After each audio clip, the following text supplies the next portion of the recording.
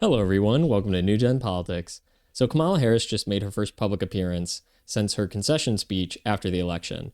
And here's a little bit of a clip from the speech she just gave. I just have to remind you, don't you ever let anybody take your power from you. You have the same power that you did before November 5th, and you have the same purpose that you did, and you have the same ability to engage and inspire. So don't ever let anybody or any circumstance take your power from you. So, all in all, it was not a bad speech. It was a wrap up. She thanked everybody who was involved. She talked about how we're going to keep fighting, how they're going to basically not let Trump, destroy America and destroy the culture and all that. But she kind of had to ride a thin line, the same as all the Democrats are having to do, because they can't just say now that Trump is elected that the majority of the country that voted for him are inherently and irredeemably evil anymore, right? They want to say that we're the winning culture, we're the dominant culture, but the majority voted for Trump, both electorally and by the popular vote. So the majority of people, the literal majority of people in the country, wanted Trump either for his economic policies, for his cultural influence, whatever. So she kind of had to walk the line there of not insulting everybody who voted for him and just saying we're going to keep fighting for whatever we want to fight for, right? Their side of the agenda. She has made statements that she's going to be around and she's going to be a player and she's going to come back. We'll never see her again. She might be governor of California or something, but like we're not going to see her run for president again. They're not going to run somebody who lost and who lost so badly. It was a rushed thing at the end. The circumstances, the stars aligned for Kamala Harris, and she kind of blew her chance. So we won't see her in that capacity, I don't believe. She'll probably still have some amount of cultural influence because after you run for president, people know who you are. There are people who genuinely like her. It's probably not the majority of people. I think a lot of them voted because she was the Democratic candidate, as seen by her primary numbers, which was less than 1%. But she grew on people, and some people like her. She's going to be a new face of the Democratic Party, I'm sure. But honestly, looking at this video, she seems tired.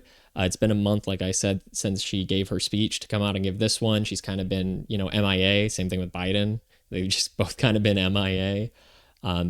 So I think she's just tired. I don't think she really wants to be in the spotlight. I think she's probably pretty upset she lost. She's probably pretty upset that it seems people didn't like her or her ideas. I'm not really feeling the joy that they promised us. But what's done is done in that circumstance, and I think she'll kind of be moderately relevant. She'll have a voice. She'll have a say. She'll be on panels, maybe. But the Democratic Party needs some new leadership. There's not a good transitional phase for them. There's a lot of old people who run the entire party, people like Nancy Pelosi and Chuck Schumer, who are ancient, and Biden. And there's not very many solid young people. So the Democratic Party is not only going to go through a shift in the politicians, it's going to have to because they're going to get aged out. It's going to go through another shift ideologically. And I think the same thing is going to happen with the right. I think both sides are going to develop a new ideology that will kind of develop into the pro-globalist versus the anti-globalist, more nationalist parties. I think the names Republican and Democrat basically don't even represent what they believe in anymore compared to what they were originally founded for, or even, last couple decades, recent history, what they represented. I think the parties have shifted so much over time, and they're kind of consolidating into new alliances, and we're seeing that generationally too. There's a lot of, interesting coalitions being built amongst different issues. So going forward, they'll switch it up. We probably won't see her again running for president.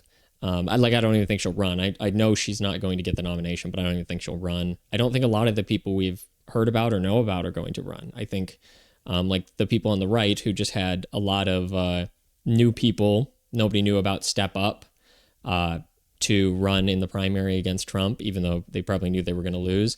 The Democrats are going to need to start developing new candidates, a new policy, a new platform, people with no baggage, people who can develop their own ideology, going forward that can really adjust to what's happening with the times, because the landscape's going to shift a lot in both our process of how the country, gets information, how it runs, how we operate, because they're, renovating the whole government basically with the Doge. The mainstream media is dying. A bunch of different lines are being drawn throughout the world. A lot of tensions are rising. Economically, things are unstable.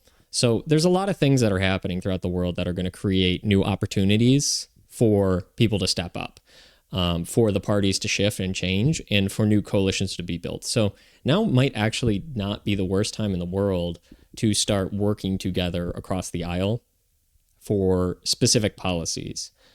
Because for the longest time, it's been red team versus blue team, right? Like there's no, you'll vote whatever party you go for, and the issues will be the same issues they've always been. Now's the time to bring forward new issues we can maybe all agree on.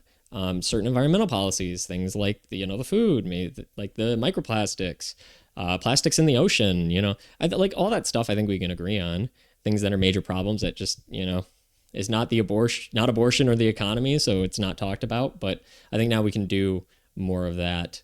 And I think the Democrats, after losing, are going to have to consider, the ones who are reasonable will have to consider, why did we lose? How do we get young people on our side? What are they interested in? What do we want to do? Where do we want to go as a party? Where do we want to go as a country? I think the reason we haven't seen a lot from the Democrats, where you would expect a lot of complaining after the election for the results, I think they're letting it sink in. And I think they need time to process what they're going to do next. So whatever that looks like, I'm excited to see.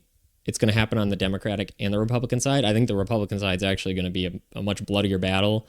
I think they are going to go through a pseudo civil war within the Republican Party. I think it's going to be, a knockdown, drag out fight between the neocons and the MAGA people, who are, really nationalist first, basically. And the neocons are not America first, ultimately. So I think that's going to be a messier battle than red versus blue. I think it's going to be red, light red versus dark red. It's going to be the more interesting thing to pay attention to over the next 4 years.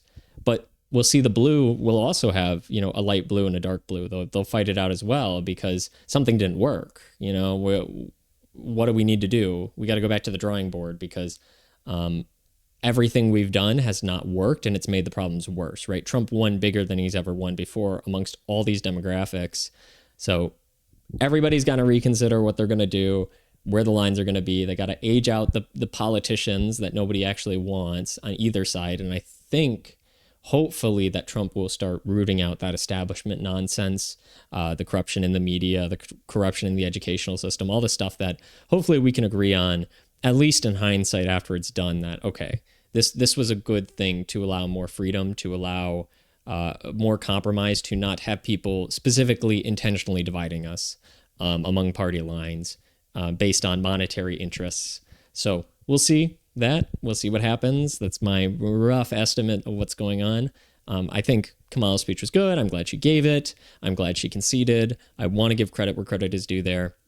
I think the Democrats have accepted this overwhelmingly, positively, way better than I think most people would have expected. I think the people who are not accepting it and saying that, all the people who voted for Trump are dumb and evil, the mainstream media, that's why nobody's watching them anymore, especially after the election. I think those people will get phased out, because people will realize they're just kind of frauds. They're just it's so out of touch. They don't know what's going on. And so I think the parties are in an okay spot right now. And I hope that starts to get better. Maybe we can start healing as a country. Maybe we can come together more than I ever thought so before. So if you want to see that, like I do, I think paying attention to politics now is very important. And I think reaching out and learning about other people's perspectives and where we want to go as a country, instead of just fighting for our side, let's fight for a future for America that's new and innovative, and bring up things that we were never able to bring up before, because it was always red versus blue with the same 5 issues. So now's the time to branch out, talk about what we really want, things we can agree on, the fundamental basis of what our country will look like, what we want it to be ideologically, versus just policy. So I appreciate you for watching. If you like the video, like, share, subscribe. Let me know what you think down in the comments below, and I'll catch you in the next one.